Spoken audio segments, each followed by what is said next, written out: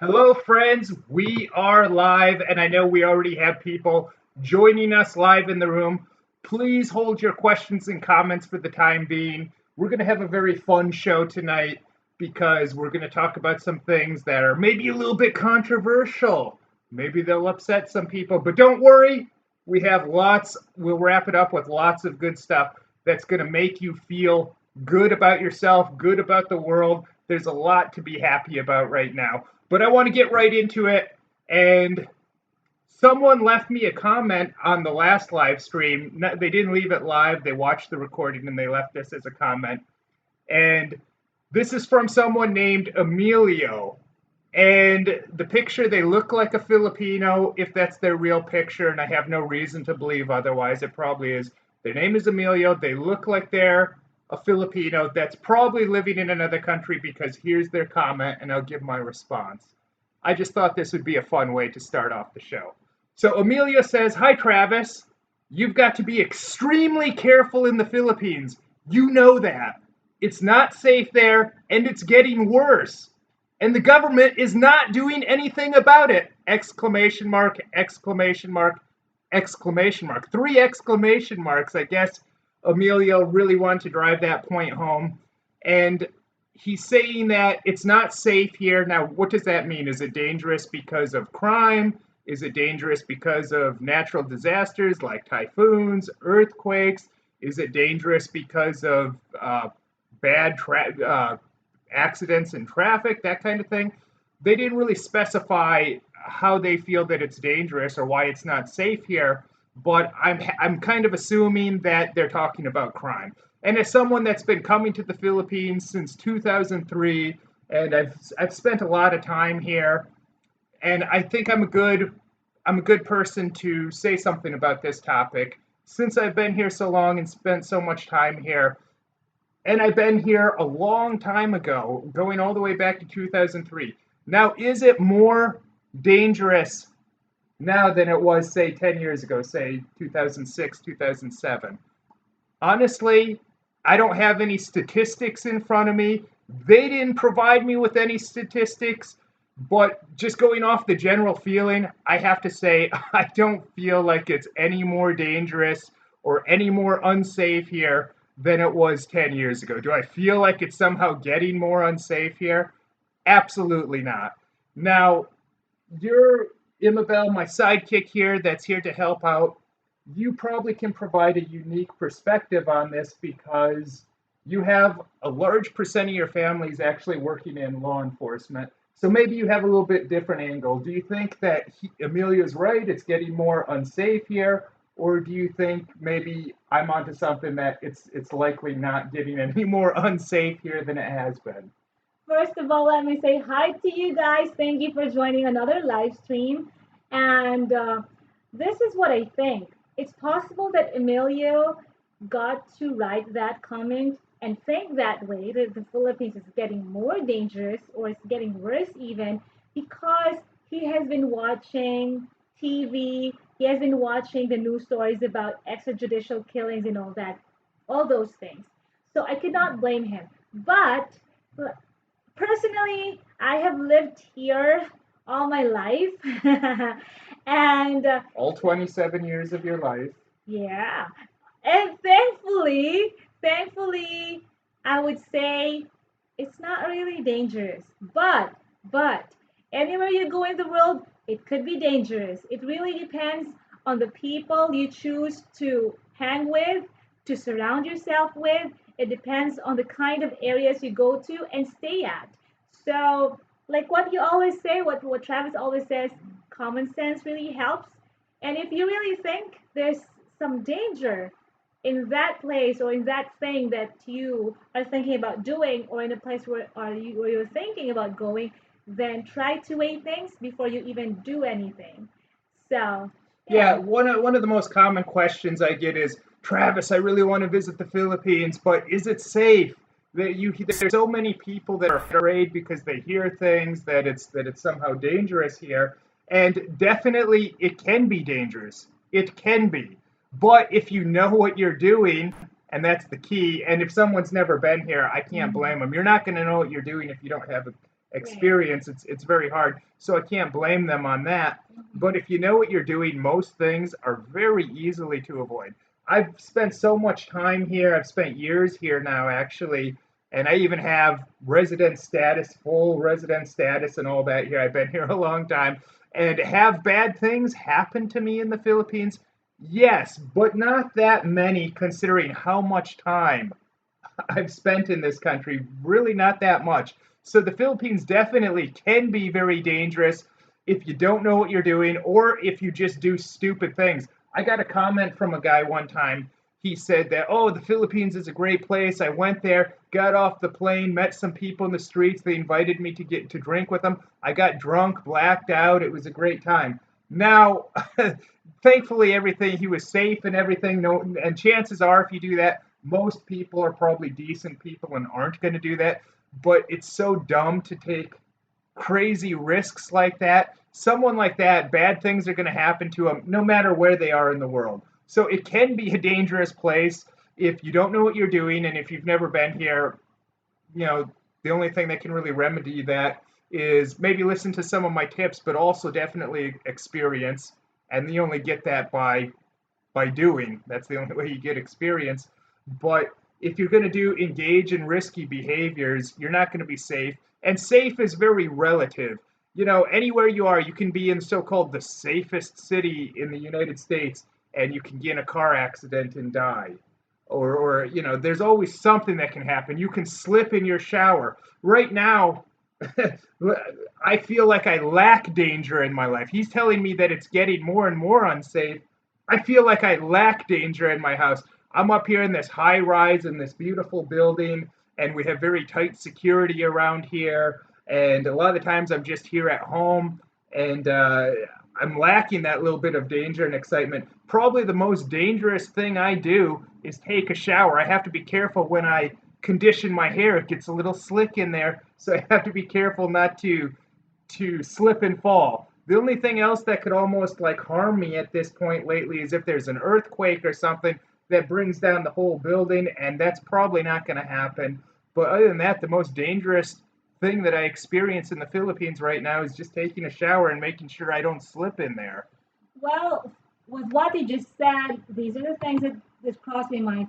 Thank God we are not in danger. We're not feeling any danger like that. But I don't want to really say we lack danger. I just want to say we are thankful we're not in a dangerous place. Because if I say I lack dangerous, like We I argue wanna about earn, this a little I bit. wanna earn some danger.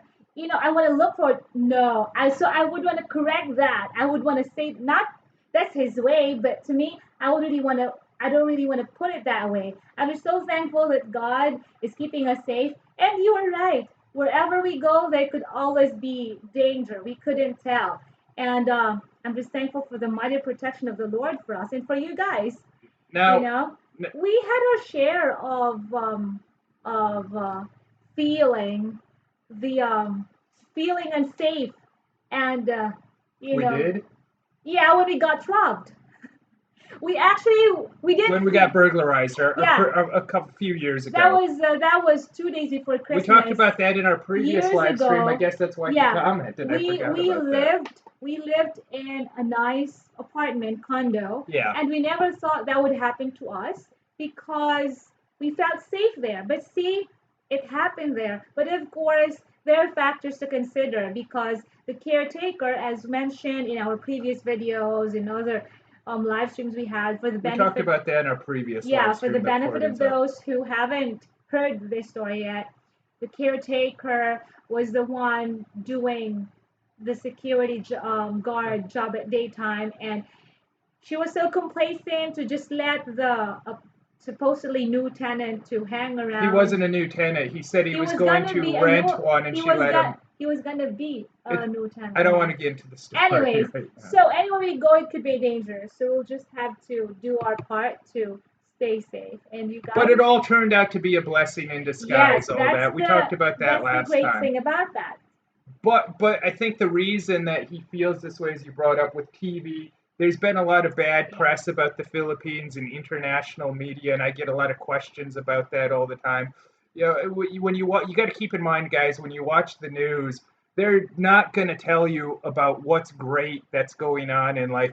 Even they've had leaked audio from CNN's newsroom where they had one of the people in charge there saying, as journalists, it's our job to make people that feel comfortable, to make them feel uncomfortable and worry them and alert them to all these terrible things that are happening in the world. We got to scare people that are living comfortably. So keep that in mind. The news isn't going to show you all the great and wonderful things. They're always going to try and scare you. And of course, now we have a lot of fake news being exposed, such as the Wall Street Journal. It was a big major news story like a week ago, how the Wall Street Journal created a fake news story about PewDiePie, considered the top person on YouTube, and YouTube canceled the second season of his show. Disney's Maker Studios, they cut ties with him, but because of the controversy and first of all, I don't watch PewDiePie. I think his content is, from what I've seen of it, it's mostly garbage. He's only like a few steps away from being a professional pornographer. He's like, that's how trashy I find his content. But a lot of people like me, of course, they had to come to his defense in this because it was a fake news story. It was yellow journalism by the Wall Street Journal that took clips from his videos out of context to create a fake story about how he's a Nazi and all this and that. And it was just, the whole thing was faked. So think about that. We like these so-called these major media outlets, they're telling us we're the ones you're supposed to trust, but they've been caught faking things so many times, such as CNN. They gave the questions to Hillary Clinton in advance before their debates. If that's not a fake news agency doing something like that, I don't know what is. So you got to keep that stuff in mind. And there's all this doom and gloom in the news, trying to scare you, creating false narratives of the story. I remember when we were in Kelbayog like about a month ago, and flipping by CNN, they would always have the graphic at the bottom saying Russian election hacking, when there's proof that Russia did not hack the election. Now, maybe they hacked, or maybe even more accurately, phished the password and got those emails and leaked emails, but there was no election hacking. None of the machines were hacked by Russia. So maybe supposedly some were hacked by Hillary Clinton and her camp, but it didn't matter because people voted so overwhelmingly for her opponent. But you got to be aware of, you can't just feed your mind all this crazy stuff, and they're creating all these false narratives. And now, like what's been the news the past few days, of course, has been the big bathroom laws, the big bathroom debate. But you got to keep in mind this transgender bathroom issue. That in itself is a false narrative. If you can open your mind up to understanding that it's not so much about bathrooms, and it's not even really about transgenders. It's really more about locker rooms and showering in locker rooms.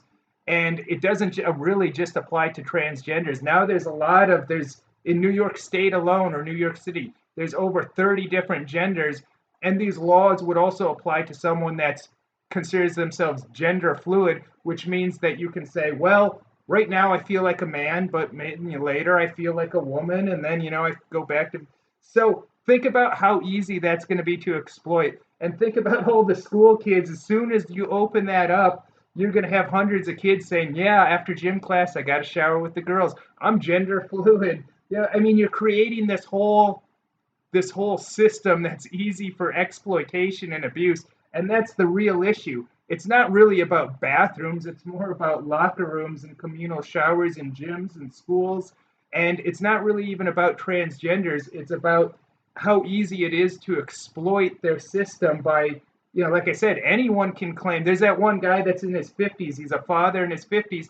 He claims he identifies as a 6-year-old girl. So if you're going to go off of that, he could be like, if you're going to give into that, we have to treat him how he feels. Well, he could be like Adam Sandler in the movie, I think it's Billy Madison, where he's an adult and he goes through school grades 1 through 12. He could say, well, I identify as a 6-year-old girl, so I'm going back to kindergarten. and then he could be in his 60s and in high school, and he could be showering with the girls after gym class. So, but I made a note of something today that I'd like to mention because I just kind of jotted this down while I was at the swimming pool. And speaking of laying out by the swimming pool, if I happen to go swimming, I guess I could drown in the swimming pool. All that danger, going back to the danger thing about how it's getting so unsafe here. But I was thinking about this, and I was thinking about how a society where we always take each other's feelings into consideration, that's a great thing. I think it's great that today, compared to the 50s and the 60s, that we are more open as a society to take other people's feelings into consideration. Now, I think that that's moving forward as a society, taking into consideration other people's feelings. But a society where we bow down to other people's feelings, that's a terrible thing. So think about that. A society where we take other people's feelings into consideration at all times, that's a great thing. But where we have to bow down and there's no end to that, where we have to really bow down to other people's feelings and everyone else has to change just because some people maybe feel a certain way, that can be a very terrible thing. So the bottom line is we can't control other people's feelings. We can only control our own feelings. But we also have to keep into mind that feelings are not something that we should succumb to. I know we all do from time to time. I'm not some Buddhist Zen master here. Yeah, I get angry from time to time. I have feelings, but we have to do our best to try and remind ourselves, okay, we're feeling something, and this is just a guide to guide us. It doesn't mean we should always act on those emotions, and it's just a guide. If you give in to your feelings at all times, that's a very childish thing to do. So keep in mind, we can't always control other people's feelings, but we should be able to ideally control our own. So that's enough preaching out of me. Well, yeah, but I don't think that would help people, especially young people, to polish their character because getting hurt in life actually toughens a person up. That's how we learn and that's how we become better, stronger people. So it's not like we have to always protect people from getting hurt. It's also good to be mindful and sensitive of how other people could feel about what you say, what you do. But there should be a balance. I'm sure you understand what I'm saying. We already have many people joining us in the live stream and Now leaving you can leave. wonderful Yes. comments. Now you can go ahead and leave your comments and questions. I just want to get a lot of this off of my chest. And let me see. Some of these I think we answered just in our thing. But someone asked what I'm drinking. Just soda. That's my vice, I guess. Uh, but go ahead and leave your questions and comments. Like I said, I know this can be a dark world. In some of our previous streams, we talked about Pizzagate, and Pizzagate's not going away. And it's funny because Ashton Kutcher, he's been in the news a lot this past week. He's doing this thing, I haven't really followed it, but where he's crusading against child slavery and child trafficking. And a lot of people are saying, well, what would an actor like Ashton Kutcher know about child trafficking and child slavery? And I can understand how people can feel that way, but who better actually than a Hollywood actor? Especially, once if you're aware of what goes on there, people, even if they're not victimized themselves, I'm sure they know a lot of the dark things that are going on. If you follow James Woods, the actor James Woods on Twitter, he's going all in on Pizzagate, man. He's a believer. So, but we don't want to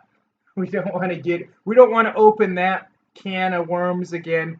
If people want to do the research, just be careful because it can take you to a dark place.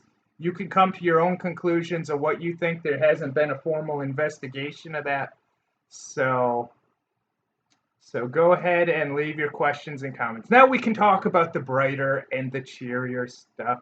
I just wanted to get some of that stuff off of my chest. and things have been going really well lately. This is our anniversary month, 11 years now. And counting. 11 years and counting. 11 years is a long Thank time. God. Yeah. So, I mean, I heard someone say one time that to be true friends with someone, you have to know that person 10 years. And there's not a lot of relationships, whether they're romantic relationships or just friendships, where people really know each other that long. A lot of the times people go their separate ways. They grow in different at different speeds or in different directions. So there's not a lot of people. So 11 years, that's a huge chunk of your life, especially if you're our age. It's a huge chunk of your life. Nathaniel Lawler said, "Happy 11 years. How come that live stream was canceled?" Thank you so much if you were gonna watch it, but you can Oh, tell them. sorry about that. Yeah, we had this live stream planned for our 11-year anniversary. We did one for our 8-year anniversary, and it was a big hit. We just had weird technical difficulties, and then I was worried, like, oh, we couldn't because we were planning to do this one, and I was worried, is it going to work tonight? We just, for whatever reason, it wasn't in the cards. We went out on a date, and then Travis surprised me with something really nice. We'll see if that could be on a vlog. We'll have And it. then, We'll have an anniversary vlog coming up. mhm, And it's still our anniversary month, yes, so so it's not too late. I just got to edit the anniversary vlog. But But thank you, it's not too late. Yeah, Nathaniel. we Thank just you, Nathaniel, for that song. it was so weird because for whatever reason the live stream just wouldn't work. I guess Yeah, we weren't supposed to do it, and we'll leave it at that. yeah, that was really, yeah, I guess it wasn't meant to be. But we're happy to see you again here now, and we're hanging with you guys. We're hanging with us. So wherever you are now, and I just hope you are having a nice day, whatever time it is there. Is it Waru cold? Is it Biku hot? Warubiku says, "Hi guys from Baltimore. Speaking of unsafe, I hear it's pretty unsafe in Baltimore. Stay safe there, my friend." Uh, Go ahead and read that. I would like to say hi and send a shout out to everything for everyone who is joining us. Can I do that before we get to the questions? I'd kind of like to just keep. I'm trying to keep this fast paced. I thought you had a question Oh, you wanted okay, to okay. respond to Go that you ahead. point. No, I I didn't didn't see. really understand what it was. Okay. I think I missed some comments. Roglio Roblo says, "I enjoy your live streams. Thank you very much." Uh, Happy 11 years. Thank you guys for the wishes. Thank you, It has Michael. truly been a long time. Here's a good question. Travis, have had some bad moments that make you think about leaving the Philippines? Well, I think about leaving the Philippines quite a bit, and I have thought about it a lot over the years, but not because of bad moments per se, just because of wanting to do other things and And missing other his reasons. his home. Yeah, it's funny because we talked to a lady that I'd worked with a few times yesterday. We just ran into her, and her daughter's an actress, right, too. Yesterday. Oh Any, yes, yes, yes. anyways, Actually, she mhm. said to me, "Are you a citizen?" And I said, "Well, no, I'm a permanent resident of the Philippines. I have permanent resident status, but not full citizenship. So I can do basically everything except I can't vote." But I said, you know what? I am a citizen. I'm a citizen of the United States, and that's good enough for me, especially now. They're having the deportations, but I can sleep soundly because I don't have to worry about that. So I don't know, just luck of the draw of winning the lucky lottery that I was born in the United States, so I don't have to worry about all that. So I'm sleeping soundly. So being a citizen of the United States, it allows me to, even if I don't want to stay there by my choice, if when you have that passport, it makes it very easy to travel and go most places you'd want to go.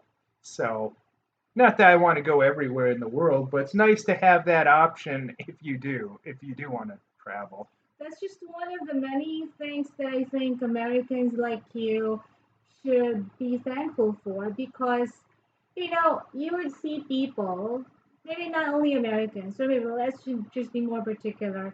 some people seem to be complaining about many things, but if they only focus on the good things that they have, it would really make a difference. For example, Filipinos like me, we cannot simply fly or go to other countries that easy. Many countries require us visas to go there, but Americans, you don't need that.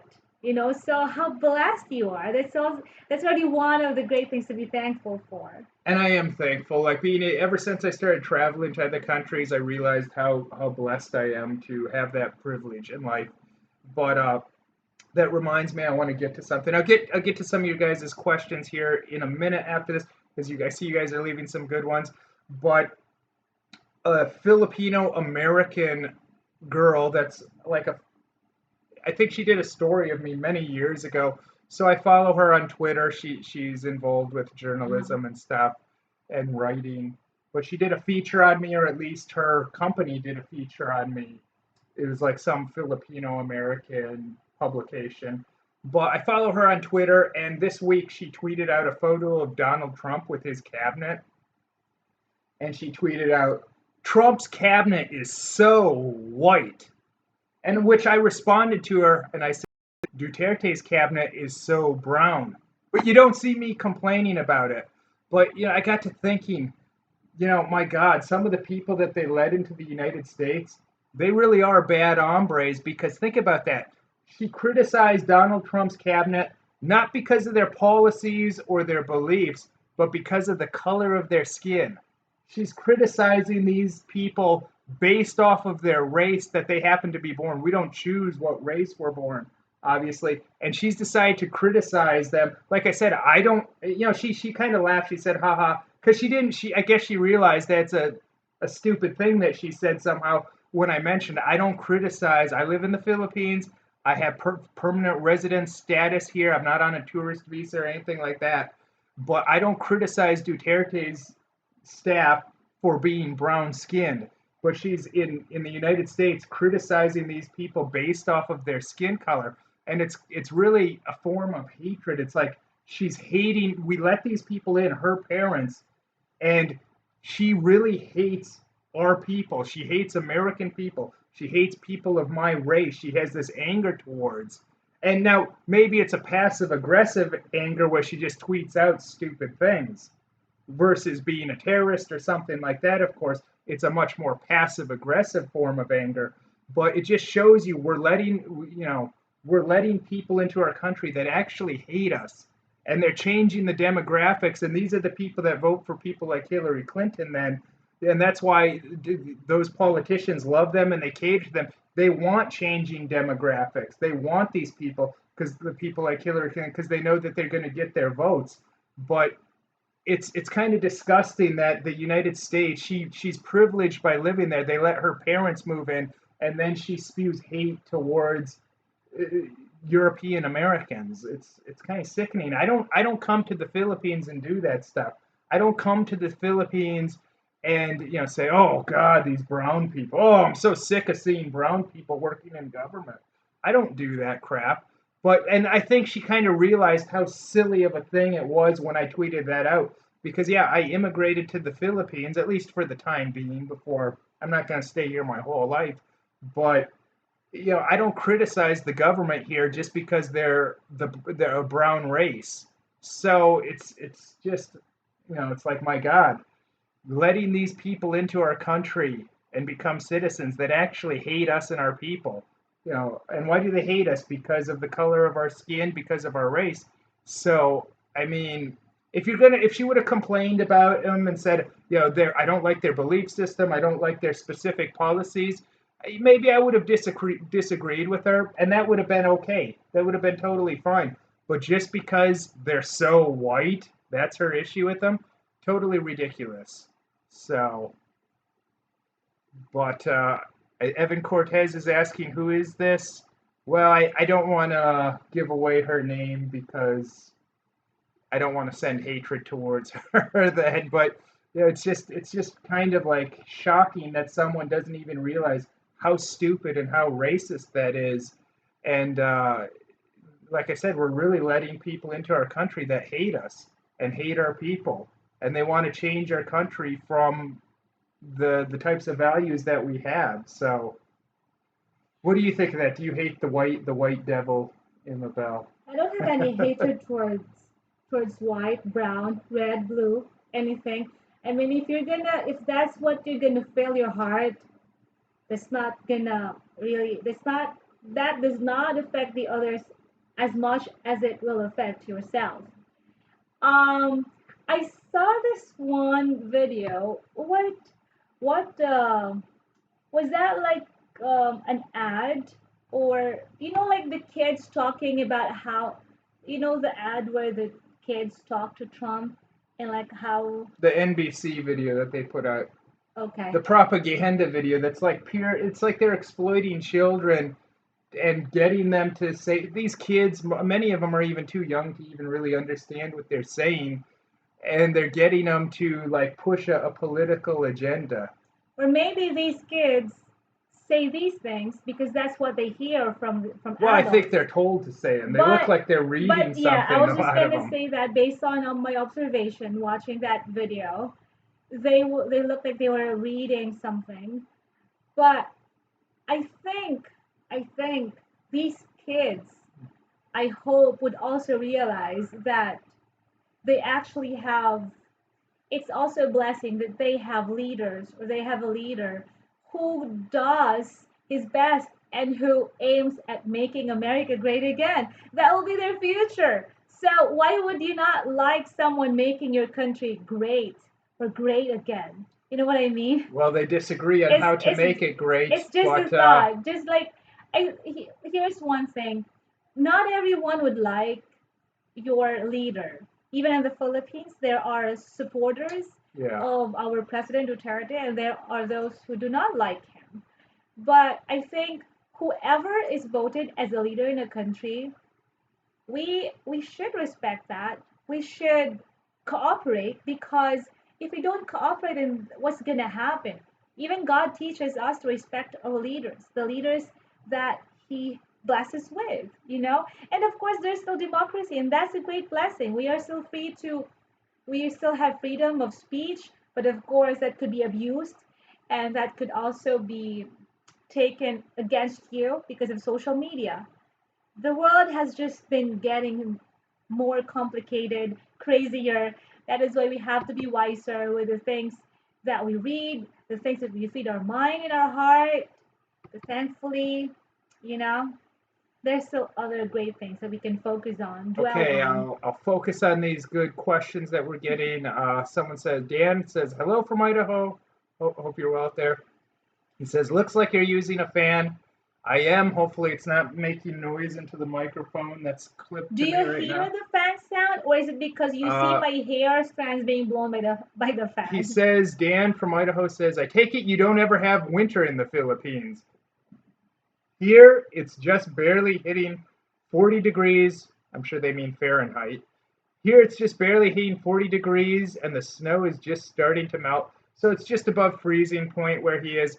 And Wow. he says we I take it you don't ever have winter in the Philippines?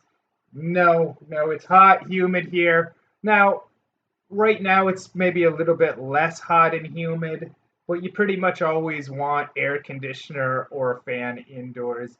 I get another questions. Would you want to be a dual citizen?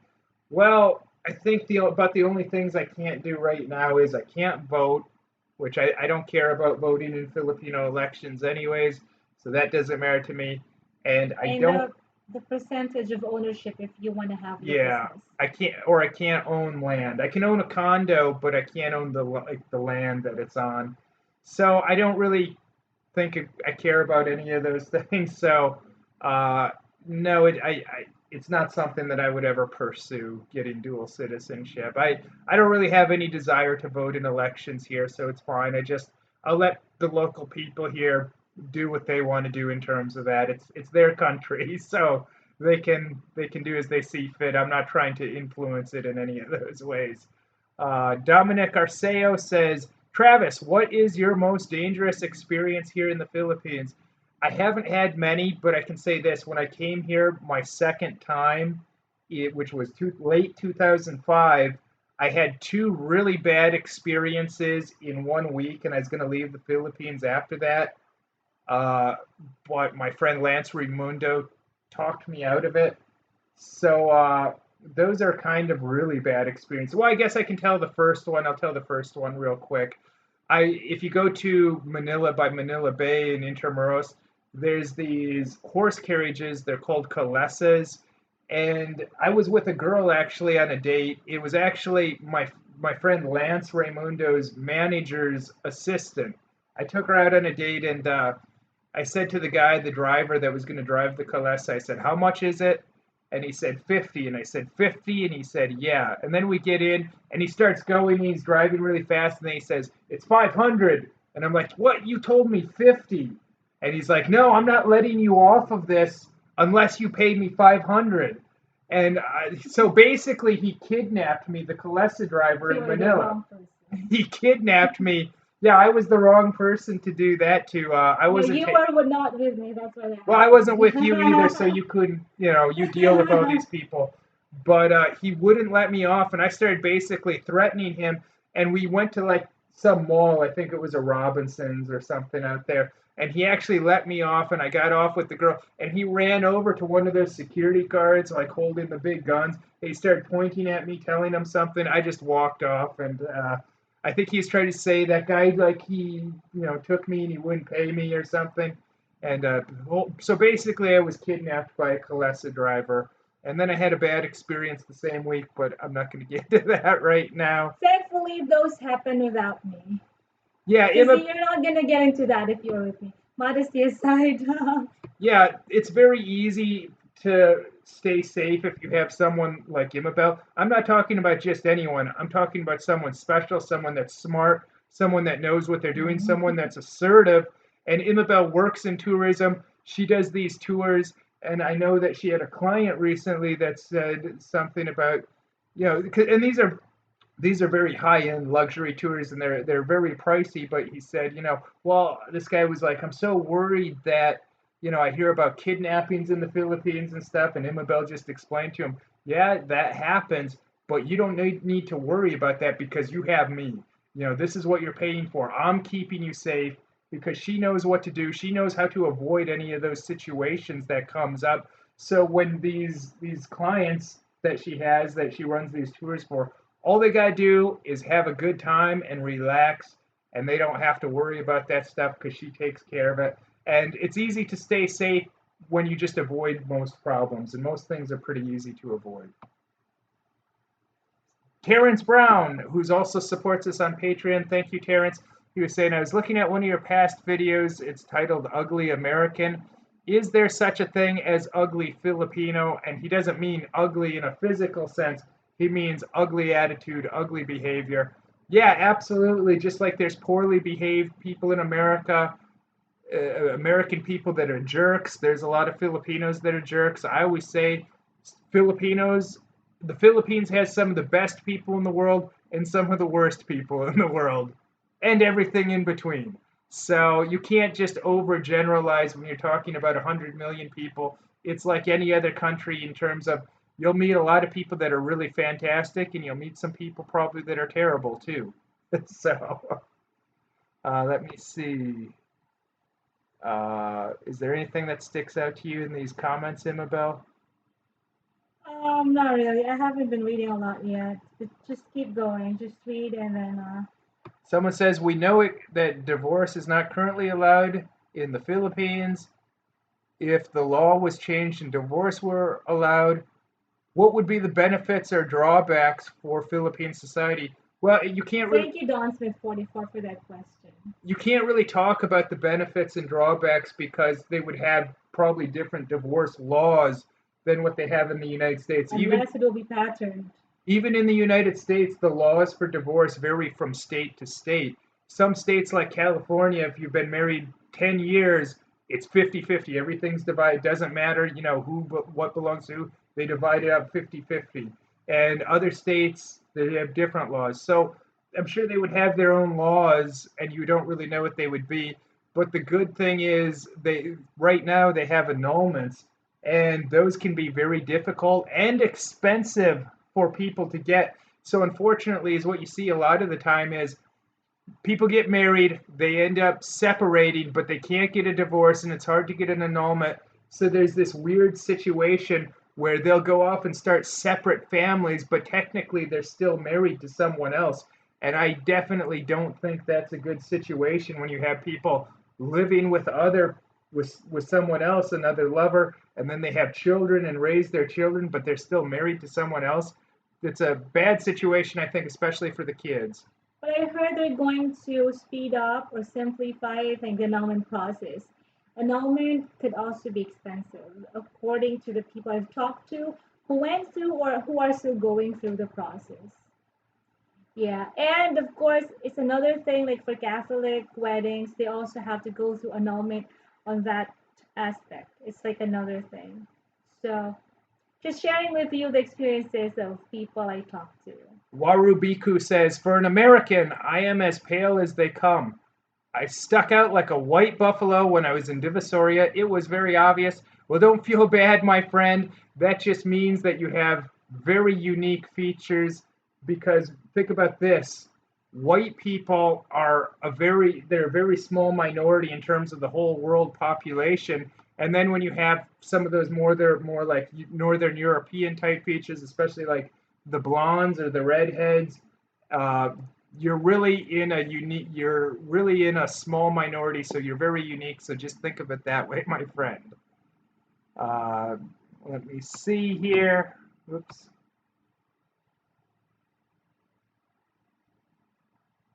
What sticks out to you that you want to answer?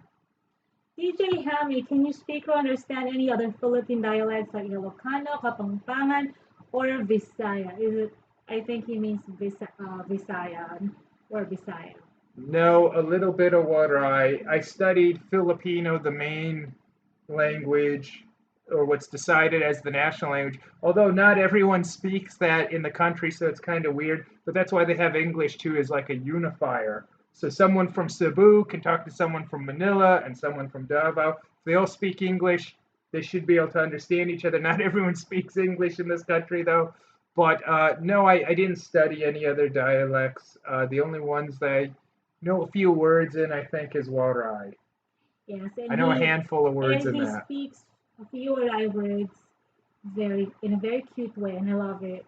Sometimes he feels like I'm just playing and I'm just trying to, to make fun of him or something. But he's really cute. But I think if you want to learn something like in terms of language or dialect in the Philippines, it is best to learn Filipino because that's more universal, for the Philippines. But of course, there are also Filipinos who live in Cebu and other parts of Visayas or Mindanao who could not really speak Filipino fluently. So with that, I guess it's an English. advantage if you also speak the dialect, but Yeah. that would not really be a big issue. English, of course, if that's your language, many Filipinos speak English, although they don't speak like how, you know, highly educated native English speakers speak. So I think that would not be a problem. Ni- Nukin Uteeth says Russia would be a great help for us Filipinos. Well, I guess he's Filipino. I've been thinking about Russia a little bit today. That would be a fun place possibly to go. I don't know how safe it is there or not. I haven't researched it or not, but I've always wanted to visit Russia. And maybe I could run through the snow there like Rocky Balboa. My favorite movie is Rocky 4, so I guess, and growing up in the United States, like growing up, especially growing up watching a lot of 80s movies, you'd always see movies centered around Russia. And I noticed lately they've been showing a lot of those movies again. Recently, we watched the movie Red Heat with Schwarzenegger, where it's a buddy cop movie where he comes over as a Russian cop and teams with an American cop. Uh, what were you pointing at? I'm sorry, Go I missed ahead, that. go ahead. And I So like that movie as well because of Travis's influence. I enjoy watching those Rocky movies. I didn't see where you're pointing. This Rocky Jr. said, "Shout out, please." Roger Jr., not Rocky Jr. Okay, did I say Rocky? Yeah, Roger Sorry, Jr. Roger Jr. said, "Shout out, please. My son, age 6, and I are watching." Go ahead. Well, hello, Roger and Sean. Uh, Glad that you're watching my videos. We really hope you're enjoying them because we work very hard for them. And Sarah Ismail says, "Please answer my question. I asked 6 times." Well, sorry because we scrolled through. We started out ignoring the questions at first just because I had a few. Most people are going to watch this on the recording, and I want to get to these when we do these live streams from now on. I want to get into a topic before we field questions and comments. So I'm trying to make it fast paced for the people that are listening to the recording. But Sarah Ishmael says, "Do you guys think about visiting the pyramids?" Nope, I don't. Do you think about visiting the pyramids? Not really. If there's an opportunity, why not? That's possible, but it's not something that we were planning to do. Are you from there? Are you from Egypt? We can go to Las Vegas and visit the Luxor. That's a pyramid. Oh. I've stayed in that pyramid, the Luxor in Las Vegas.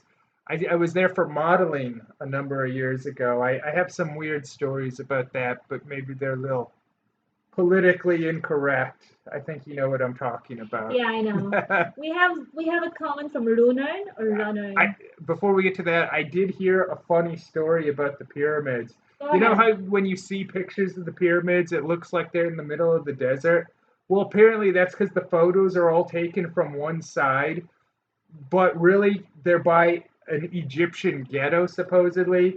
And you take the pictures from the ghetto where in the back behind it, it's all desert. But really on the other side, it's city and it's like a rough neighborhood.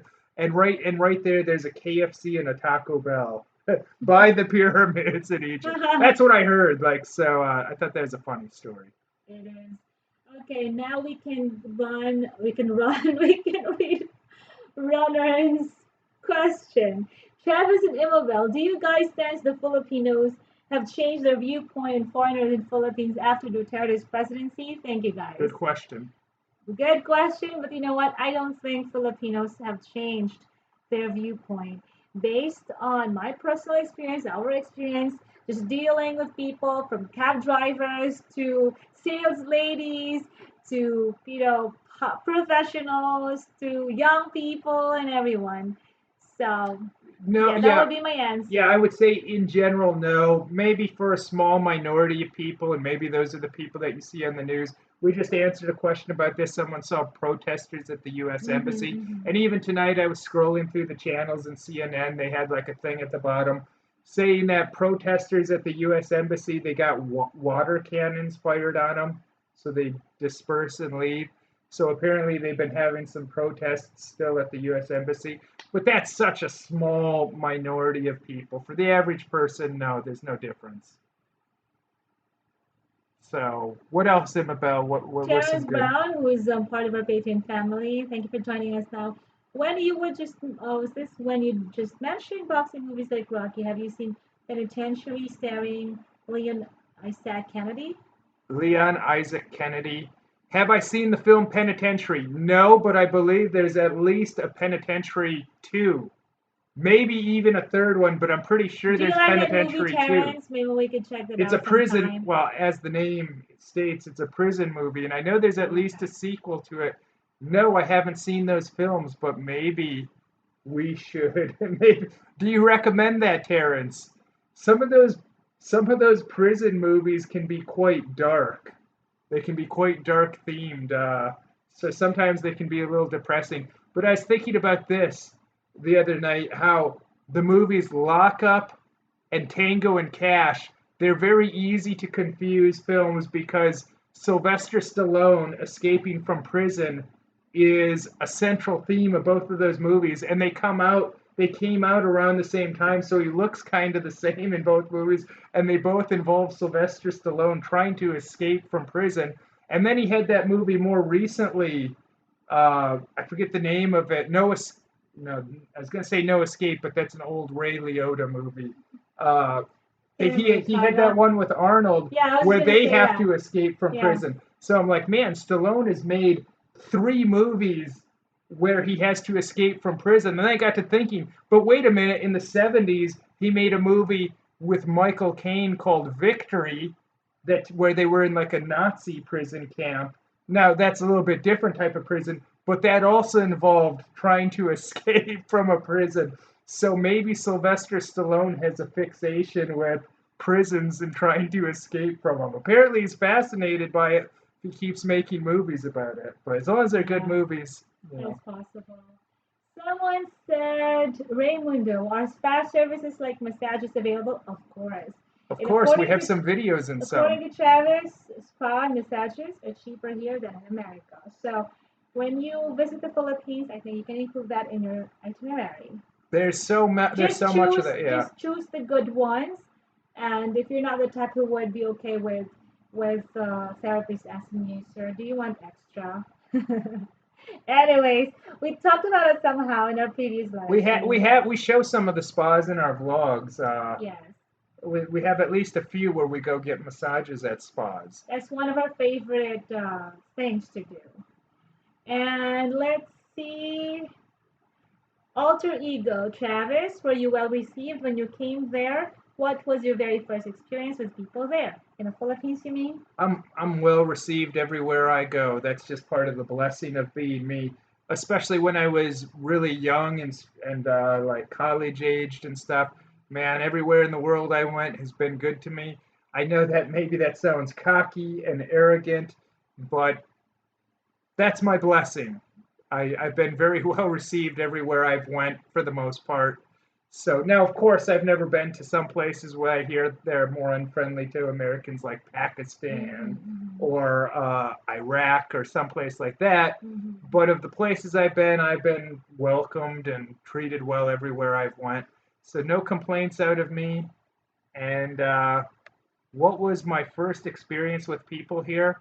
Well, I've always said from the beginning, even till now, this is the friendliest country in the world.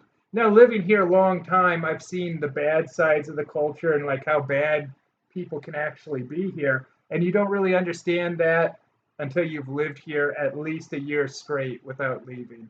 So you look at it more as a balanced picture, the good and the bad. The So, good, the bad, and the ugly. That yeah, just you see the comes to good, the bad, and mind the ugly because here. we're talking about Clint Eastwood movie. Anyways, there's a question from Delinquenetics Army. Go to Visayas, specifically Borongan City. We've been there. Chavez went there already when I hosted a wedding. I host wedding reception programs. That was fun, but I don't think we really had the time to go around because that was just a stop like for a day or two, and we had to, of course, go to Calbayog. And that video, I think, has a lot of views. I think it has like In 175,000 views, fact, right? that video, the couple whose wedding was featured in that video, whose wedding reception program I hosted, is having their wedding anniversary today. Oh, Yeah, wow, that's coincidental. yeah. I think that video is called "Wedding in the Philippines." That's the title, "Wedding in the Philippines." Okay, then you can check it out. Perhaps you haven't seen that yet. Norwegian And polar bear says, "Good evening from Norway." Oh, well, stay warm up there in Norway, my friend. I have a cousin who was just in the Philippines who's of Norwegian ancestry, my cousin Tom. So there you go. That's my connection, my thin connection to the country of. Also, growing up, my best friend in elementary school, Lauren, he was of 100% Norwegian ancestry from a very blonde family, but mhm, they had those good Viking genes. They were physical beasts, physical specimens. physical. And his brother, it's funny, his brother's name was Torger, and Torger. This sounds really funny. he was like a 1990s metalhead guy. He had like this long blonde hair. He loved Guns N' Roses. He loved heavy metal music. He was like, if you put him in the movie Wayne's World or with Bill and Ted, he would have fit right in with I that wonder how he is environment. now, if he's still that kind of character at his So, but he age. was a 1990s metalhead, probably like the last because there's a big thing in the 80s and then it started to die out as the 90s progressed. Those metalhead guys. Raymundo has an interesting question. How do you manage not sniffing the fumes when you're commuting? It's Wow. impossible. You try and stay in a car as much as you can, but just walking to 7-Eleven out here if I want to get a drink or something, It's like, man, just in that short walk, all the fumes, it's crazy. It's like not even makes you not even want to go. Tricycles, jeepneys, cabs, big trucks, everything. Um, maybe if Hmm. you're comfortable, if you get used to it, then you just wear this. What do you call that again? The thing, the mask that you use in the hospital as Yeah, well. If you're pretty you see a lot sensitive, of people wearing yeah, if those. your respiratory pulmonary health is not so good or sensitive, then maybe you should use that. Norwegian Polar Bear says Alcatraz with Clint Eastwood. Yeah, that's an old escaping from prison movie. That's a classic. Terrence Brown says, for those who like action movies, Penitentiary isn't just about being in prison. Too Sweet, who's the main character. That's a cool name, huh? Too Sweet. That should be my nickname. Too Sweet Craft. Choose. He also has to compete in a boxing tournament. Interesting. Simon Stanley says, "Hey man, well hey Simon, uh, some of these questions I'm not going to get to. They can be, I don't think they mean to be rude, but I'm not going to answer them. I don't. It's a little over the boundaries, but Are uh, you talking about this? yeah. Actually, he has other questions, and you Let see me it's see. moving so fast. I'm trying Someone to I go think on. said you swiped, but someone said, do you like the Beatles? They're okay. I had a college classmate, of course, in here in the It's a pretty Philippines. random question, but a good question, I Yeah, suppose. maybe what's his name? Maybe he's a fan of the Carlos Beatles. Domingo. He must like. I prefer the Rolling Stones. If I had to pick or choose between the Stones and the Beatles, I'm more into the When Stones. I was in college, I had this female classmate who brought her collection of Beatles, and I was like, "Wow, you're really a fan." But she's not old, like the ones who was. I mean, and I think as Beatles is, you know, Beatles is admired and loved They have some good by stuff. different generations and different Yeah, ages. So I'm not like a fan, but they have some good stuff. I mean, I'm not gonna hate on the Beatles. You can't hate on the Beatles. So let's see here. This is maybe I missed a previous comment by but Runnern, I believe is how you say his name. Travis, this is partly the reason I would like to hear more about your home, North Dakota, as we are several Norwegians enjoying your content. Well, I guess he's from Norway too. Yeah, actually, there's a lot of people in North Dakota that are of Norwegian ancestry. My cousin Tom is one of them. So good genetics on those people, see, those Evan Norwegians. Cortez is a Beatles fan, huge Beatles fan. Huge, Yeah. like in a bad Donald Trump voice. What? Huge. That's his. That's like one of his trademarks. My cousin-in-law Tom, his cousin that you have seen in various videos. Hopefully, you have seen them already. He actually brought me a DVD. One of his gifts for me was a DVD of Butthole Surfers, and Yeah, her it's favorite band. She likes all this music. She's not so into the Beatles. She's more into Butthole no. Surfers. She also likes the band Helmet. If you're It's familiar with because Helmet, of you. You kept talking if about that as my if you're favorite band. Yeah. it, she likes Butthole Surfers and she likes Helmet. If you don't know who Helmet is, they were more a 19 probably more associated with the 1990s, but they're not even to the level of Butthole Surfers. Butthole Surfers at least had like one kind of moderately successful song that had like moderate mainstream success. The band Helmet, I don't think anything they really had any mainstream success, at least none to my knowledge. But the band Helmet. Does anyone among D, you like the bands that you D, just mentioned? DJ Hemi says, "Do you listen to the Backstreet Boys?" Well, yeah, Butthole Surfers, the band Helmet, and Backstreet Boys. Come That's like the on. trifecta of excellent music. Yeah, the Beatles, man, psh, forget about them. It's Helmet, Butthole Surfers, Evan and Cortez Backstreet Boys. is not gonna agree with you on that. And he said he'd like to go to Norway one of these days. He actually shared something about Moscow, about Russia earlier. What'd he say? It just moves so fast. I mean, the comments are moving so fast. Maybe we can get back to that. DJ her is it Hemi? Hemi, Hemi. like the DJ Hemi engine. okay. DJ Hemi, are you a fan of Backstreet Boys? Who isn't a fan of Backstreet Boys? Come on, There's Annabelle. there's a very nice comment that I saw. Danny A, thank you for joining us. Hi Travis and Imabel. Thanks for your videos. I usually watch them on weekends. They are entertaining and full of tips. I prefer your videos more than other vloggers from the Philippines. Ah, thank you so much, Danny A. Thank That's you so so much, Danny heartwarming. A. Here's a good question from Norwegian Polar Bear. When you work out, Travis, do you feel the age or is the exercise just as it's always been? I was thinking about this earlier today, and Carlos Agassi, there's an actor in the Philippines. His name's Carlos Agassi. Not his real name. He named himself after the tennis player Agassi. He's from here, but he's half Filipino, half, I think, Iranian. But we used to see each other in the gym. We never really talked to each other until we both were doing an event for Gold's Gym. This was way back in 2006, and like I go into the thing. You were actually with me, but we go into the dressing room for the event for Gold's Gym because we're all going to be on stage doing some things. Hmm. And Carlos Agassi, who'd never talked to me in the gym, when I walked in front of everyone, he started saying, "Oh, you're here." And he started telling everyone, "You should see this guy in the gym. The huge dumbbells that he grabs and he presses over his head. This guy is freakishly strong."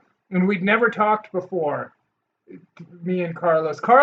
He was like the poster boy for Gold's Gym Philippines back then. He used to have billboards where he was like looking all ripped on the billboards, showing his abs. Like he had a really good body. Still does actually. He's just older now. But he was telling everyone about how I used to press these huge heavy dumbbells over my head and how freakishly strong I am. And I was thinking today, boy, I don't do that anymore. Part of it's I wrestled for 14 years of my life. I've had bad shoulder injuries, and like the little bit older I get, I think, boy, I don't want to press those heavy dumbbells over my head. I get a little scared, so I don't lift as heavy as I used to. And I think I'm gonna quit doing bench presses too because of my shoulders. 14 years wrestling, you're gonna have some bad injuries, and in my later years, I've had really bad shoulder injuries. Like I just started this week doing shoulder presses with a bar behind my neck. I couldn't even do that for years. All throughout college, I couldn't press a barbell over my head because it just hurt my shoulders too bad. I could actually only do them with dumbbells.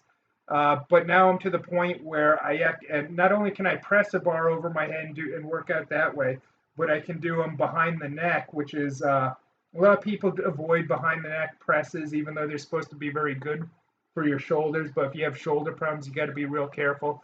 But yeah, I don't try and lift near as heavy as I used to when I was even just 5, 6 years ago because of old wrestling injuries. So yeah, as you age,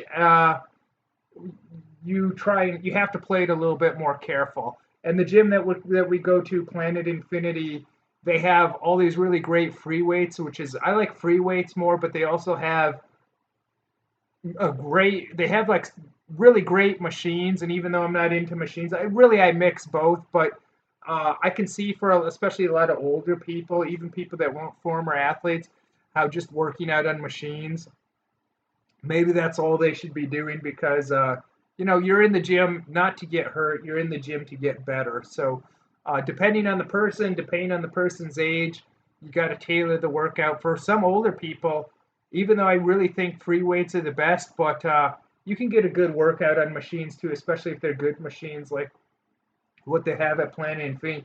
And for people that are 50s and 60s that maybe have joint problems, machines, man, can be a huge help where they can go and get a workout, but they don't have to put the stress in their joints or worry about pressing something heavy over their head where something's going to snap and give out all of a sudden. So, and we don't go super heavy. We do, fairly heavy weights for, what's heavy that you can do for say 10 to 15 reps. At least that's what you're doing right now.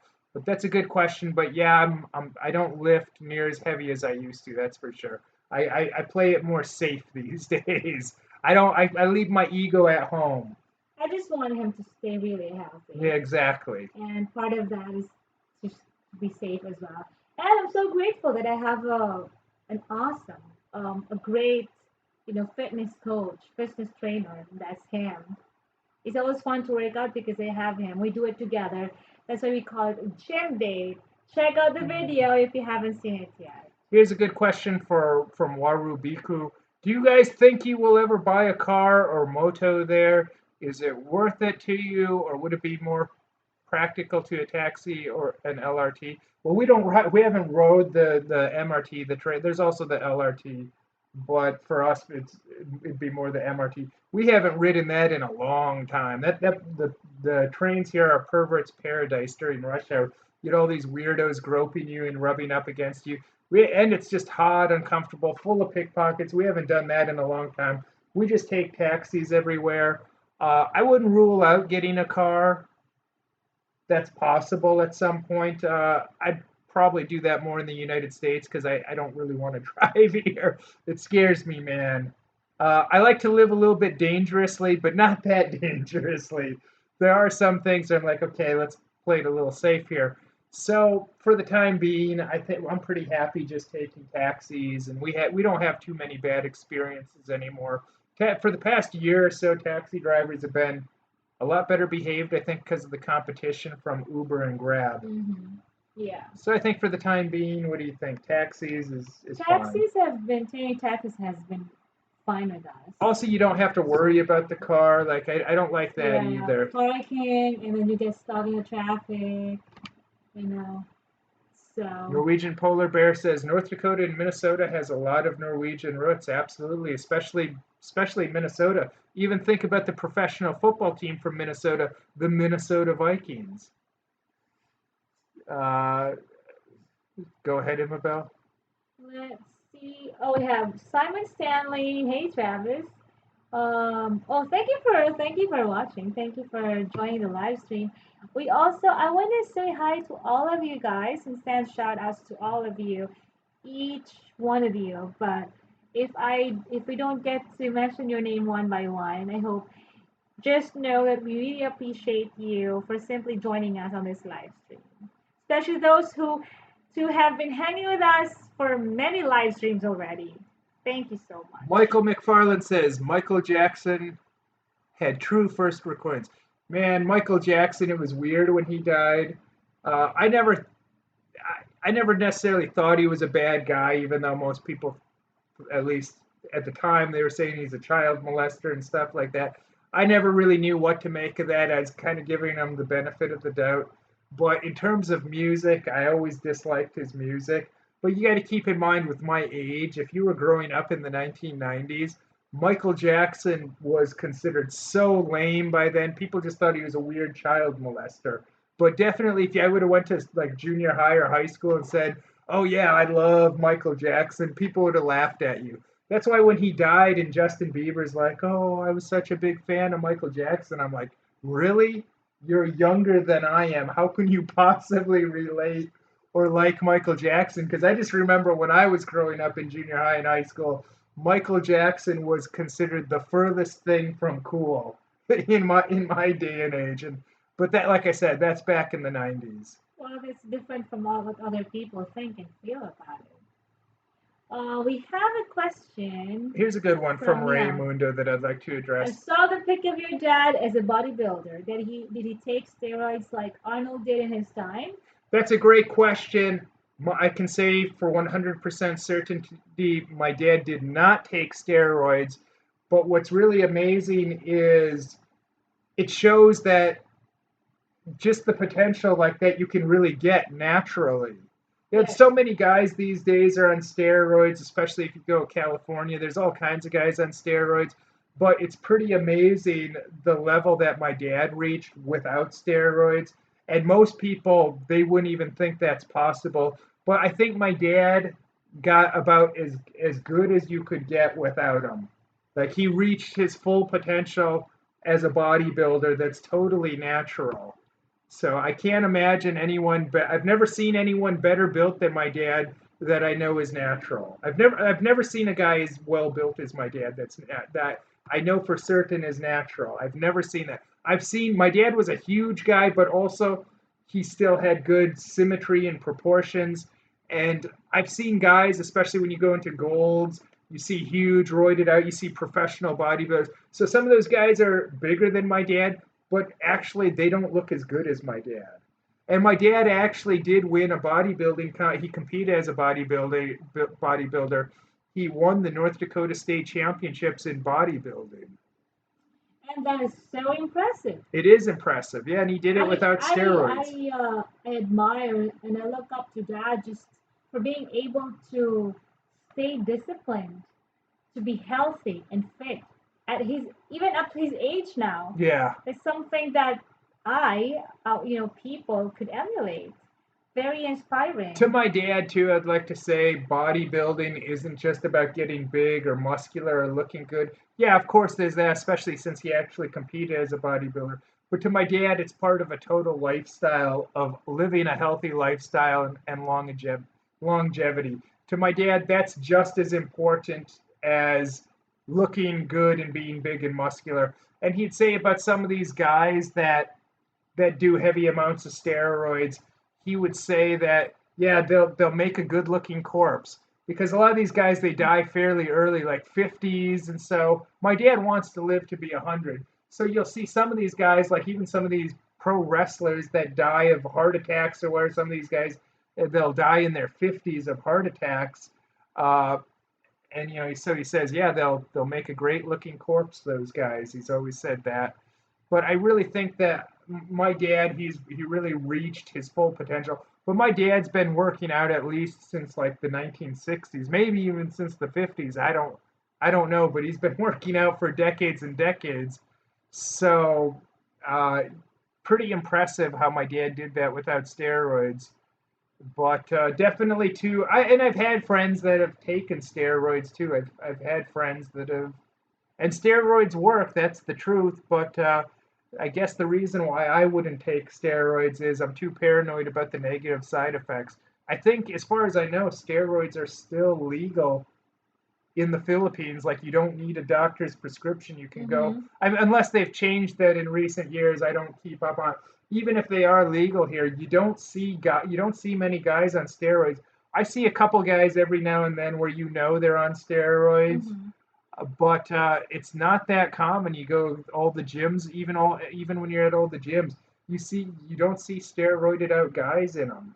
At least not compared to like, especially like if you're in California.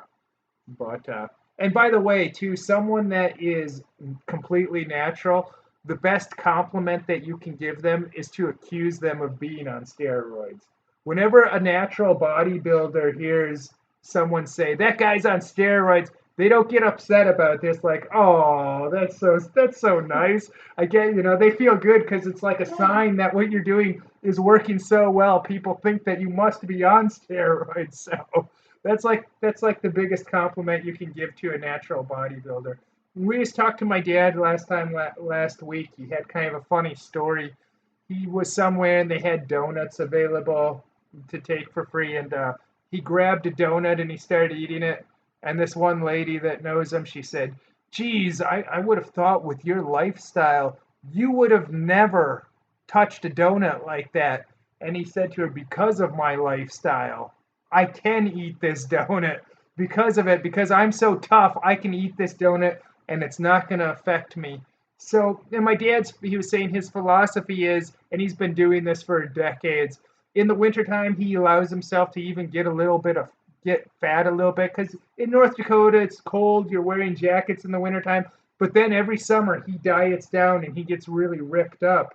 So if you see him in winter and you see him in summer, he'll almost look like a different guy. Like I remember when I was a kid, he used to really bulk up and get kind of a big gut, a big belly. But then you see him by the end of summer, he's completely shredded and ripped. But he also said part of the reason he doesn't mind gaining a little bit fat in the winter, it gives him a reason to diet in the summer. If he just tries to stay lean year round, he doesn't have anything to diet off.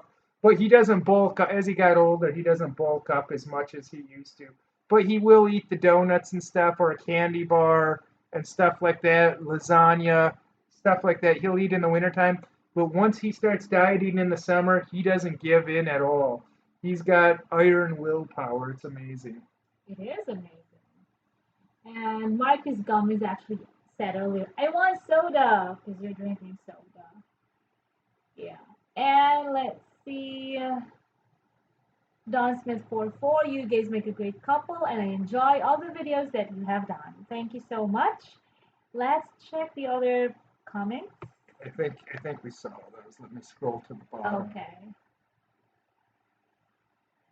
Let me see. Shane Gable says Demolition Man was another movie where Sylvester Stallone went from a policeman to a prisoner. But there they released. That's true. But there they froze him, and he was like in a frozen state. But they actually released him from the prison. He didn't have to escape. I think Wesley Snipes did, and where he took the guy's eyeball out, and so he could use the eyeball scanner. But Sylvester Stallone was released after Wesley Snipes escaped in that movie. That's a great movie, by the way. I remember when that came out. That was still a good movie today. Lloyd B asked, do you guys use a Grab service? Grab, actually, we don't really use that, but We have, but we have it not often. yeah, not regularly. My friend also used that. Well, she liked it. They have different experiences. Let me Let's see. scroll down. We missed a lot of comments here, but that's okay. We're having Yeah. fun talking. Which one? Someone said, oh, Norwegian Polar Bear says, if you and me could go on a prepaid vacation, I think he means paid by someone else, vacation to another country, where would you take her travel to? That's easy. I would say Mongolia. Other than that, my second choice would be probably Russia. Japan's nice, Korea's nice, but I've been to both those places. So if I could go anywhere in the world right now, if they said, Travis, we'll pay for your and Imabel's trip, we'll put you on a plane right now, I would go to Ulaanbaatar, Mongolia. Second choice, I'd probably want to visit somewhere in Russia. I would want to go visit South Korea and Japan. She's never been to those places I have. They're So lovely they would places. still be on my top list of choices. I got a lot of weird stories about Japan. Some of them aren't maybe all ages friendly though. So And then you've heard them off camera they're though. weird. Yeah, they're weird, but that's why they're fun. That's why they're interesting. So yeah, that's a good question though. If I got a free vacation where I could just go right now, where we could go somewhere, I would probably pick Mongolia. I'd probably pick Russia number two. I wouldn't necessarily mind going to Korea or Japan again, but Mongolia, I've always wanted to go there. I've wanted to go there for probably at least 15 years, and I still haven't made it there. So that's on the to-do list someday. Uh, Let me see. Go ahead. Raymundo, what are the common hobbies Filipinos pursue? Well, it's just like anywhere else. Some people are into certain things, other people are into other things. But I'll tell you a couple common ones that maybe aren't good ones. Gambling is a common activity here, as is drinking. Videoke, sure. Of course. Glass Legend, how do you tell the difference between a natural and steroid body? That's a good question. Now, I'm not an expert by any means on steroids, but there are certain things like sometimes they get enlarged nipples, back knee, that's acne on their back. Uh, some people, especially, there's different types of steroids. I'm no expert, and different ones have different effects. Some people, they lose hair from it. Women definitely have the most obvious negative side effects where their voice deepens, they get more masculine traits. Some of them start even growing facial hair or get bigger jaws like what a man would have. So it's a little bit easier, but a lot of the times you can kind of tell. You can tell a lot of the times. Some people too, they kind of get like harsher looking skin depending what they're taking. But I'm not an expert, but a lot of the times you can tell. So let me see. What are these? Carlos Domingo, I like your collaboration with Shine and Censored. Thank you for that. Glad to know it was enjoyed. Go ahead and leave them a comment and let them know. And the host of that, Chris Chappell, I think last year that was one of the highlights of my entire year, was meeting those guys, hanging out with them. And I just wish we could have did it longer. And we're still quite in contact with the host, Chris Chappell, and she talks to Chris a lot. And such a great guy, really such great people. That's really easily That one of was the a top fun highlights. shoot. It's one Yeah. of the most fun things. We only got to spend a day with them. They were so busy, but we spent a whole day with those guys, and it was just a real pleasure. So Runnern, who I believe is also Norwegian, says he agrees with Travis. Mongolia has a very interesting culture and history. Yeah, you want to talk about interesting culture and history. I mean, what other place? It's funny because now it's just this little confined place, but I believe the Mongol Empire was the largest empire ever in the history of the world. It was bigger than the Roman Empire. Runner said, Travis, I know Mongolians are somewhat superior. They come with pre-installed auto-tune called throat singing. Very interesting sound. Throat singing, I really like throat singing. She hates it. She hates throat singing. I think it can be beautiful It's depending not how it's it's not done. that I hate it. It's just something I haven't got the hang of like listening to compared to the other kinds of music that I listen to. Maybe it depends on my mood as well. Norwegian Polar Bear also says your friend Video Lux, who has his channel on YouTube, he said the judo slash karate guy. Has he finally moved to Makati? I think you're a little bit more updated on this. I think he's Well, in the process. the last time I got to talk to him, I think he's coming to the Philippines, but I don't know. I don't think he is in the Philippines yet. Yeah, I But don't think he's here. He's been selling off all of his stuff and he's been documenting the whole process. His process is different than mine was, of course, but yeah, he has his own story. He's an interesting guy, very nice guy, very nice. very lovable guy. Yes. Always treated us real well. He So was part of our Patreon family as well. yes, He is part of our he is Patreon part of family, our actually. Patreon I'm family. thinking of someone else. Is China Uncensored welcome in China? Well, they did some videos in Hong That's Kong a and funny Macau, question. and yeah, I don't know actually. I don't know that they went to mainland China, which is a little bit different. You got to be careful in some of these countries, especially criticizing the government.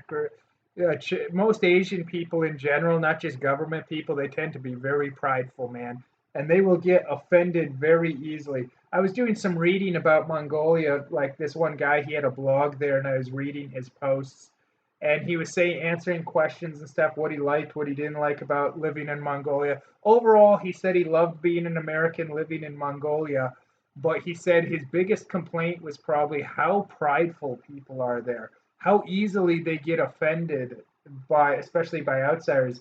And I was thinking, man, that sounds just like the Philippines. I think that's kind of in the Asian genes to be very prideful and get offended very easily, and often even taking offense when none is intended or reading things in. I swear, like if like an American or European guy comes to the Philippines and says, "Man, I don't like Jollibee. Their food is bad." The average Filipino would take it as if you just said you hate the Philippines and the Philippines is a terrible company. They won't take it as this guy's just saying he doesn't like this particular corporation's product. They'll take it as an insult to the entire country. And to me, man, that's crazy.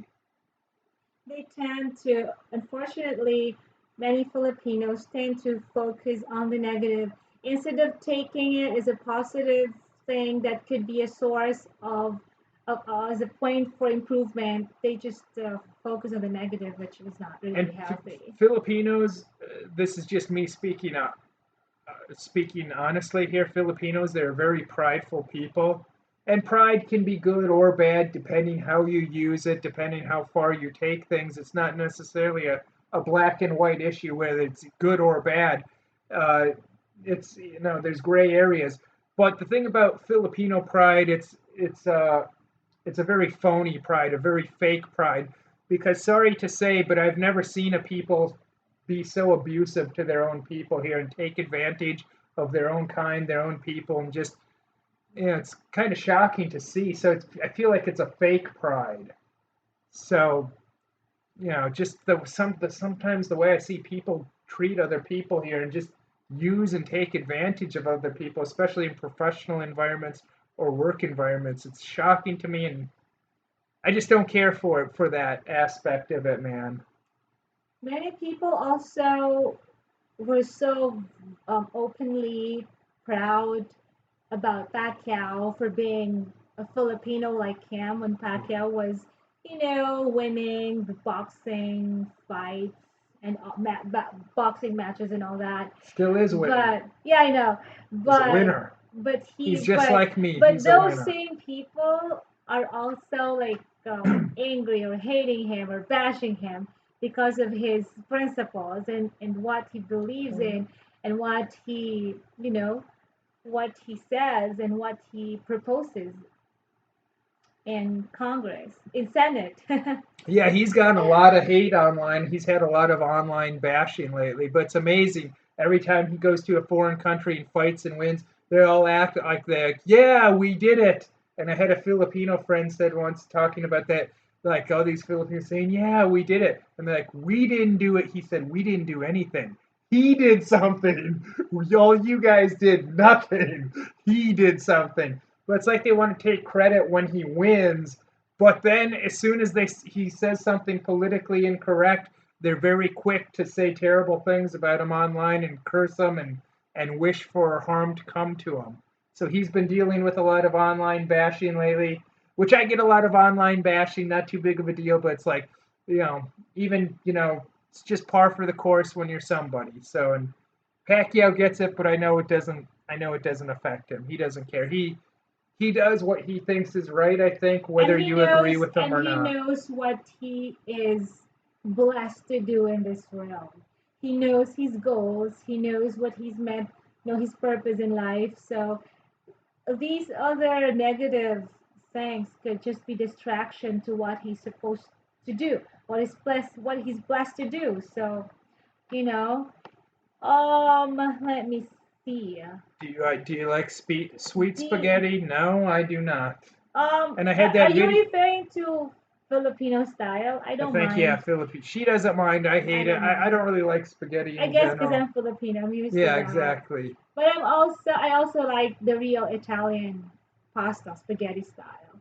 And DJ Hemi, did you know that Tim Tebow was born in Makati? I I knew knew that. that Yes. he was born in the Philippines. I wasn't sure it was Makati, so thank you for that. And let's see. How do you handle not getting depressed when you encounter poverty? Uh, I'm aware of it, and it opens your eyes. I just try and be thankful for all the blessings I have, and I do my best to help out other people. Yeah, obviously you can't help out everyone, but it's like my dad. When I talked to him, I said, "Why have you, he's been sponsoring a girl in the Philippines for a decade now?" And I said, "Dad, why do you do this?" And he said, "Well, I know that I can't help out everyone in the world, but I think there's at least somebody I could help out and make a difference in their life." So sometimes you just gotta pick and choose who you're gonna help out and just accept that you can't help out everybody. I had a guy that left a comment this week. He said he wants to move to the Philippines and he wants to help the issue with poverty and he wants to do something about the human trafficking, the child trafficking.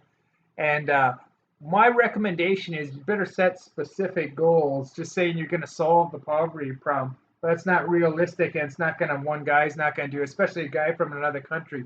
You'd have to change probably the whole thinking of the entire country, and that's probably not going to happen. Definitely, it's not going to happen overnight. But these are very broad things. I want to help out with the poverty. Like I said, they're maybe good thoughts, but you got to get more specific, have more specific goals. How are you going to do this? What specifically do you want to do? You can't help out everyone, but maybe you can help out someone. Maybe you can, even if it's just volunteering to be a sports coach for a team. To me, the best influences on my life, a lot of them have been wrestling coaches that I've had, where you can really make a difference in people's lives. And in terms of the human trafficking, you don't have to wait to move. If you're really serious about that, you don't have to wait till you move to the Philippines to try and do something about that. As we're seeing come to the forefront recently, there's a lot of that going on in the United States. that most of us didn't even realize. You know, like I said, just look at James Woods's Twitter. He's all in on, he knows about Pizzagate, he knows what's up. So, as you would expect with someone that, even if they're not involved with it themselves, someone that's very established in the Hollywood world, they would at least know that about a lot of the dark side of things. So, Let's see. Also, Raymundo. Okay, that was it, right? Well, I think it really matters a lot when you have strong faith. Whatever the circumstance in your life is, when you have that faith and your strong relationship with God, that is just, it makes a lot of difference. And I speak from my own experience. And I know that happened to me, and that could also happen to you. You know, we have our own kinds of, I mean, we have our own share of difficult, tough, challenging times. And as long as you hold on to God, and that would not be that hard because the grace is there. well, let me say this too. I've known you now for 11 years, a very long time, and I've never stated publicly anywhere what my religion is, whether I even have a religion. Wrap your heads around that. And I'm not going to get into that now, but I'll say this. Obviously, you're much more outspoken with your beliefs, and I'm not. I like to keep that stuff private. I know there's a lot of speculation about what my religion is, or even if I even have a religion, but definitely in the past few years, you've opened my mind up to a lot about spirituality and stuff. And I don't have all the same beliefs or feelings on religion as she has, but that's okay. And I don't try and discourage her beliefs or where I just accepted that that's a big part of her. And I really see how she gets a lot of strength from it. So even if I don't necessarily believe everything word for word the way she does, she has her own beliefs, and I'm okay with it. I can definitely see how she has these beliefs that actually empower her, and I think that's what's most important in life. Sometimes you don't know what's what, but it's in your best interest just to choose a belief system that's going to benefit you, whatever's in your best interest. I mean, we don't know. Obviously, no one knows whether there's a God or not. That can't be proven. But definitely, people that choose to believe that there is a God that's looking out for the greater good, I really think it benefits them. And they don't. It's not as easy for them to fall into hopelessness as if you just think, oh, geez, there's nothing, there's no purpose. We're just a random bunch of cells and organisms on this world, and there's no point to it. When you have that attitude, I can see how, with that belief system, it's definitely easier to fall into a feeling of hopelessness. Well, I share these things with him, with you guys, not because I want to make you feel or think the same way I do, but the reason why I have this eagerness and joy to share it with you is because if I am able to experience that kind of joy and peace and love that God has for me, then it's not impossible for you to experience the same thing.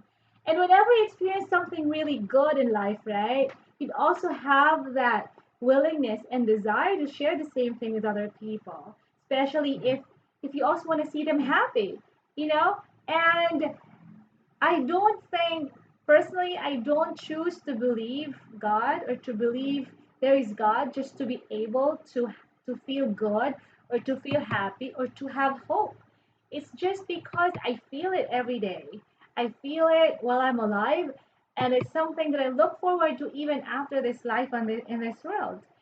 So I'm sure many of you would agree with me as well that having that relationship, personal relationship with God, is priceless. We have Team XGN who said a greeting in another dialect. What dialect is that? Do you know? Which one? I don't see it. Here? That's Bisaya. Okay. Maayong kaadlawan sa inyo duha, Ma'am og sir. Do you understand that? Yes, good day to both of you, ma'am and sir. Good day to you as well. All right. Lloyd says, are people in the Philippines serious when they ask, where's my pasalubong? Yeah, they are serious. And what ticks me off is they don't have one for me. A lot of people asks him that. Now Lloyd, though, we should state he's in a little different situation. He actually has relatives that are from here. But if you don't like that kind of stuff, I'd say just hang out with a higher class of person. Now, if these people are related to you, maybe you don't have as much of a choice if it's coming from them. But you can choose who you hang out with, definitely here or anywhere else. I know a lot of people complain to me about being used for money and stuff. And like my answer is that is, man, just hang out with someone that has a lot more money than you and have them pay for everything. But the problem for that is you got to give something in return, and you have to be a good person that they legitimately want to hang out with. That's the catch. And you have to have the confidence to try to befriend good people like that. So a lot of people don't have the confidence for that, and I understand. Have you ever thought about wearing contact lenses? Yes, I tried wearing contact lenses, especially when I host events, but I just didn't get used to it. Well, we'll see. Maybe I can try again. It's better to wear contact lenses for special events, especially the ones that I host. But there was a time I tried wearing them and I didn't really feel comfortable. I think I just have to get used to it. So we'll see. I think you look good with glasses anyway, so I don't mind. Thank you. You could use a new pair of glasses actually, because you broke your favorite pair that my dad bought her a pair of Exactly. glasses, these nice blue glasses, but they ended up breaking recently, so we got to get her some new blue glasses. But that was a gift from my dad. My dad bought you a lot of stuff his I last day here. love He had that fun. glasses. My dad had a lot of fun buying her outfits and stuff. He's like, I never had a daughter and I always wanted a daughter. This is my chance. So, if my dad wants to come back and then he can buy you some new outfits. And I'm so happy and thankful for that. Dad and mom. yeah, Mom, absolutely. yeah. I got the best parents-in-law. Which So, which I guess we'll probably talk to them tomorrow morning. My dad, like, it's like, man, he could some of the stuff he says is really so smart. Like even that thing about eating the donut, or his philosophy of I don't mind getting a little bit fat in the wintertime. It gives me something to diet off in the summertime. Just some of the little things he does, like it's just like, yeah, this just makes sense. But definitely his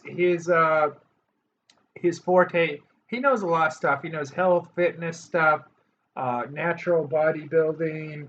So he knows a lot of stuff. when you talk to dad, you'd like just enjoy listening to a lot of words filled with wisdom, knowledge.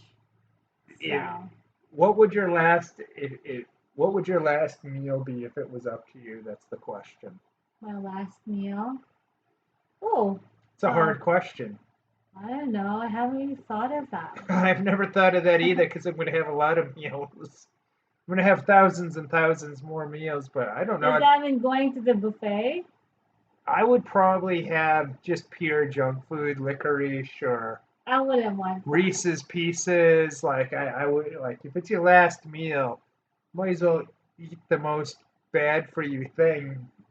Yeah, like those prisoners that are going to be put to death, they give them a last meal and they let them eat whatever they want to eat for the last time. I think that's a good policy if you're going to kill someone. Even a bad dude that's got the death penalty, I guess you got to show some sort of compassion and even to the worst people, I suppose. Hey, Wow. Travis, do you ever consider yourself an expat while staying there in the Philippines? No, not really. I still like to consider myself a traveler.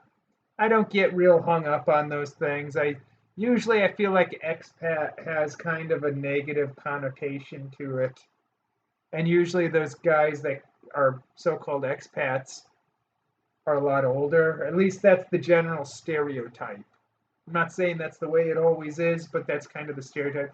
There, the stereotype is generally not so good when associated with expats. You don't really need to label yourself with anything as long as you're. I like to consider myself a traveler, and I'm here temporarily, even if it's a long temporary.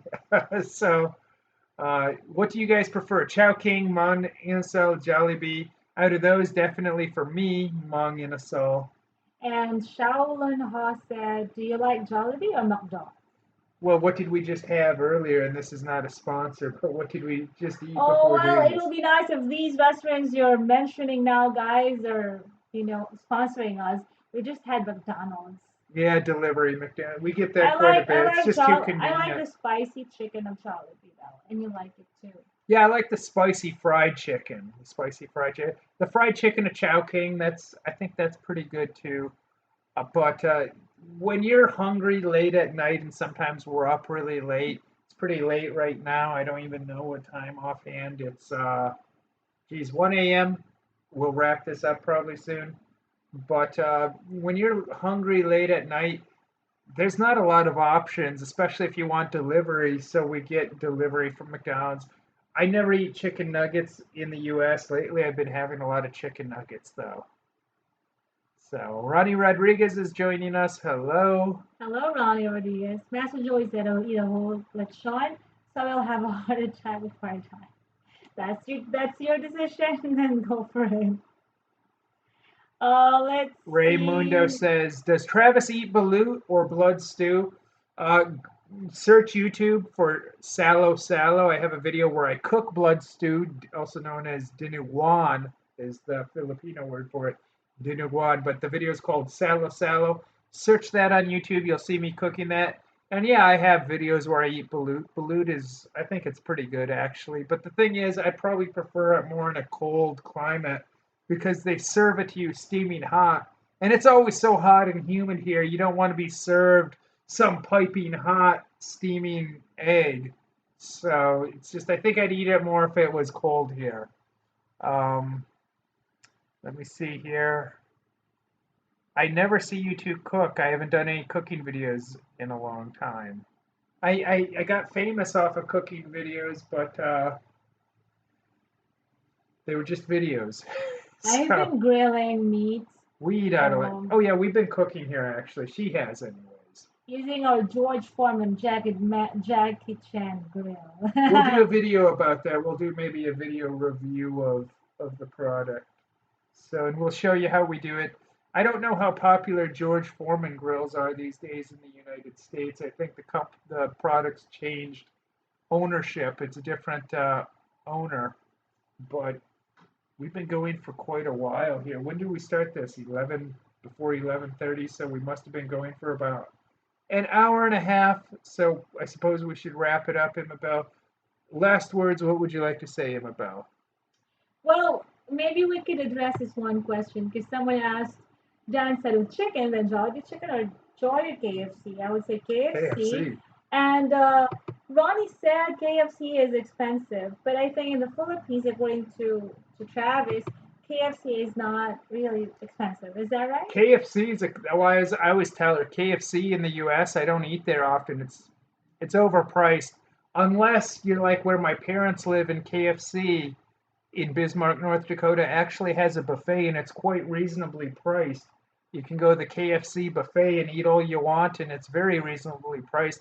But for like a two-piece with a drink, I think is around $10 or $11 these days at KFC. And it's like, man, for fast food, I don't think that's worth it. So, but yeah, any last words, Imabel? What would you like to say? Well, last words for this live stream. It's like any last words before we. For this live stream before we call it a night. Anyways, thank you so much, guys, for hanging with us on this live stream. If you are not able to hang with us from the beginning, hopefully the live stream recording is complete. You can watch the recording. And we really appreciate your time. Thank you for sharing your thoughts and leaving your comments. Even though we were not able to send a shout out to you one by one, your name, just know that we really appreciate you. And if you haven't watched the other videos yet, make sure you watch all of them. Thank you for subscribing. Thank you for watching. Thank you for commenting. And to those of you who actually subscribe to my channel, thank you very much. Hopefully, I can upload new videos. I've been very busy with many things. And we just really appreciate you a lot, guys. Thank you. I love you all. God bless. Yeah, and my friends, I know that we talk about some serious issues here, but part of that is it can also be entertaining. Even sometimes you do talk about some of the more serious or controversial issues, but we don't want you to get too wrapped up in that stuff. It's the weekend. Go out, have fun, enjoy your life. There's a lot of good things going on in the world, even though some people will try and tell you the sky is falling. That's not the case, my friends. There's a lot going on in this world for you to enjoy. And we're here. We can't always have fun in life. We will have our ups and downs. We will have our struggles. We will have our bumps in the road. But you got to enjoy the whole process of everything that it is that you're doing. So, my friends, that's it for us. Thank you for choosing to spend your time with us. We know it's valuable. Our time is valuable, and we love spending it with you. So, thank you so much, guys. All right, bye bye.